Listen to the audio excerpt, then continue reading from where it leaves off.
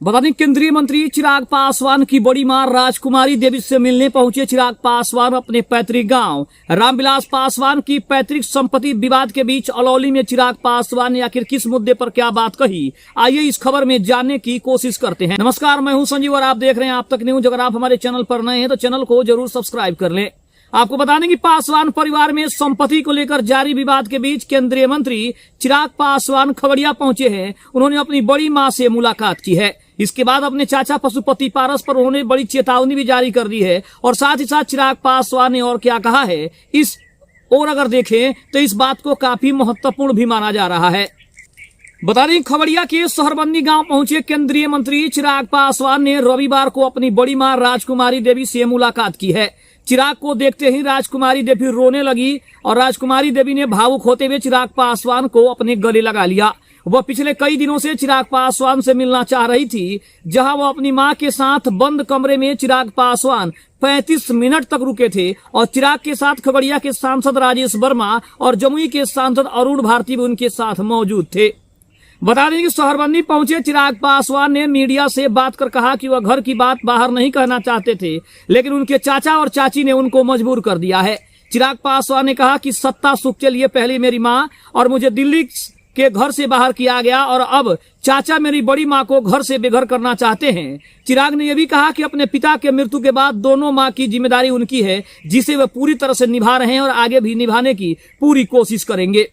साथ ही साथ चिराग पासवान ने अपनी मां राजकुमारी देवी से मिलने के बाद काफी भावुकता भी दिखाई और उन्हें लगा कि शायद सचमुच में वो उनकी असली ही मां है। भली वो उनके बड़ी मां है, भले उनसे वो जन्म नहीं लिए हैं, लेकिन उसके बावजूद जो चिराग पासवान का प्रेम अपनी बड़ी मां को लेकर है, इससे स्पष्ट था कि चिराग पासवान ने अपनी बड़ी मां के लिए कुछ भी करने का जो उनका सपना है, जो उनका वादा है, उसे पूरा करने की वो कोशिश कर रहे हैं। साथ ही साथ बता दें कि पशुपति पारस के ऊपर चिराग पासवान ने बड़ा बयान दिया है और उन्होंने कहा है कि हमें चाचा से ऐसी बिल्कुल उम्मीद नहीं थी कि वो हमारे ही मां के साथ ऐसा कुछ करने वाले हैं। चिराग पासवान ने कहा कि चाचा और चाची बंटवारा चाहते हैं, वो उसके लिए तैयार हैं, लेकिन पहले उनकी होनी चाहिए कि वो किस तरह का बंटवारा करना चाहते हैं, पहले ये तो स्पष्ट होना चाहिए। साथ ही साथ अपने चाचा पशुपति पारस को चिराग पासवान ने सीधे तौर पे चेतावनी भी दे दी है। उन्होंने कहा है कि चाचा पशुपति पारस की ऐसी बेनामी संपत्ति है जिसे उन्होंने छुपाया है। अगर चाचा बंटवारा चाहते हैं तो उस बेनामी संपत्ति की भी जानकारी साझा करनी होगी, तभी जाकर इस संपत्ति का बंटवारा हो सकता है। यानी अगर देखा जाए तो ये जो विवाद है ये घर से निकलकर राजनीति में भी प्रवेश कर गया है। और जिस तरह से चिराग पासवान ने दावा कर दिया है कि उनके चाचा पशुपति पारस ने कुछ बेनामी संपत्तियों को अपने नाम किया है, अब जब तक वो बेनामी संपत्ति बाहर नहीं आएगी, जब तक वो इसका खुलासा नहीं करेंगे, तब तक संपत्ति का बंटवारा करना काफी मुश्किल साबित हो सकता है। इसके अलावा अगर बात करें तो अपने पारिवारिक विवाद के बाद रविवार को खगड़िया के सहरबंदी पहुंचे केंद्रीय मंत्री चिराग पासवान पहले अपनी बड़ी मां से मिले। इस दौरान उन्होंने उनको गले लगाकर उनकी स्वास्थ्य की जानकारी ली। इस दौरान मां राजकुमारी देवी ने कहा कि वह उन्हीं का इंतजार कर रही थी। वहीं मां से मिलकर चिराग ने अपने पिता रामविलास पासवान के स्मारक पर श्रद्धांजलि भी अर्पित किया। गौरतलब है कि राजकुमारी देवी पूर्व केंद्रीय मंत्री और चिराग पासवान के पिता रामविलास पासवान की पहली पत्नी है, जिनको कुछ दिन पहले घर से निकाले जाने का मामला खूब तूल पकड़ा है। जब से ये मामला हुआ है उसके बाद से बिहार की राजनीति में सबसे ज्यादा गर्म दिखाई दे रही है, क्योंकि चारों तरफ इसी बात की चर्चा हो रही है कि अगर केंद्रीय मंत्री चिराग पासवान इतने बड़े पद पर आसीन हैं तो वो अपनी मां को अपने साथ क्यों नहीं रखना चाहते। आखिर वो उनकी मां उनके साथ क्यों नहीं रहती। आखिर चिराग पासवान चाहते तो उन्हें दुनिया की सारी खुशियां और सारे सुख उनको दे सकते थे, लेकिन शायद चिराग पासवान भी ऐसा नहीं चाहते हैं।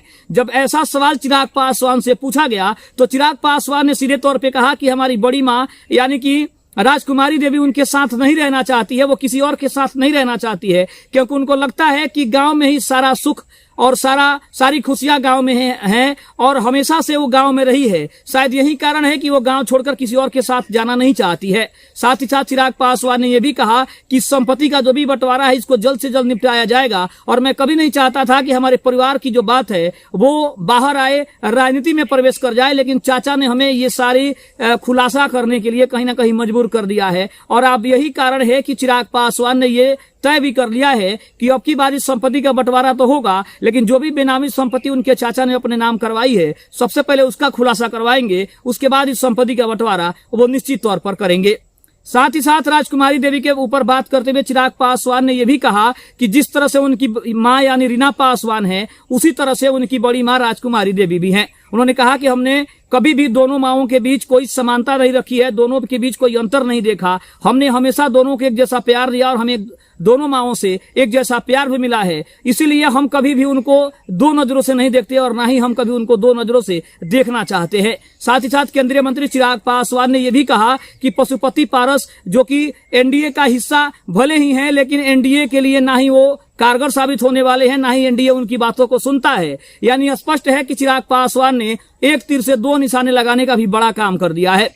अब दो निशाने लगाने का काम ऐसे भी अगर कहा जाए तो कहीं ना कहीं चिराग पासवान के हर एक फैसले का विरोध पशुपति पारस करते हैं। वक्फ बिल संशोधन के ऊपर भी चिराग पासवान ने पार्टी का समर्थन किया, तो वहीं पशुपति पारस ने कहा कि राजनीतिक अधिकारों का हनन हो रहा है, यानी एनडीए के जो भी फैसले हैं उनके खिलाफ उन्होंने अपना बयान दिया है। दूसरी तरफ अगर हम बात करें तो चिराग पासवान ने यह भी कहा कि पशुपति पारस कभी नहीं चाहते हैं कि उनका परिवार शांति से रह सके, कभी नहीं चाहते हैं कि मैं अब राजनीति में आगे बढ़ सकूं। और अब जब उनके नजरों के सामने ये सारी चीजें हो रही है, सारी चीजें घटित हो रही है, तो उनको अब बुरा लग रहा है। उनको उनकी जो सोच है, उनके सोच से काफी हम आगे जा चुके हैं, हमारी राजनीति काफी आगे जा चुकी है। और शायद यही कारण है कि उनको हमको देखकर सबसे ज्यादा जलन होती है, क्योंकि वो ऐसा कभी नहीं देखना चाहते थे कि हम भी उनसे आगे निकले, हमारे पिता के बाद हमारा लोग नाम ले, हमारी राजनीति की लोग चर्चा करें। तो इन सभी तमाम मुद्दों के ऊपर चिराग पासवान ने पारिवारिक संबंधों को जोड़ा है, राजनीतिक संबंधों को भी जोड़ा है और इन सभी तमाम बिंदुओं पर अपनी बात कही। और साथ ही साथ पशुपति पारस को सीधे तौर पर चिता भी दिया कि अगर उनकी मां के साथ या फिर परिवार के साथ एक बार फिर से अगर कोई विवाद हुआ